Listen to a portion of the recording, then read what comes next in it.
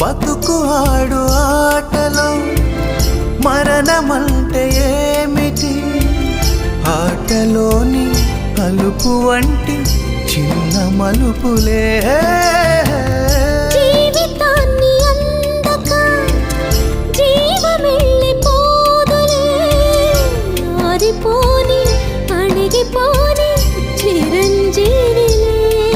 తల నిండుగా శీసులే, ఇక నిండునా ఆశలే. యముని పాశమే బిగుసుకున్నను. మరణమన్నది మరల జననమే. నిండు నూరేళ్ల సావాసం స్వర్గమయ్యింది వనవాసం.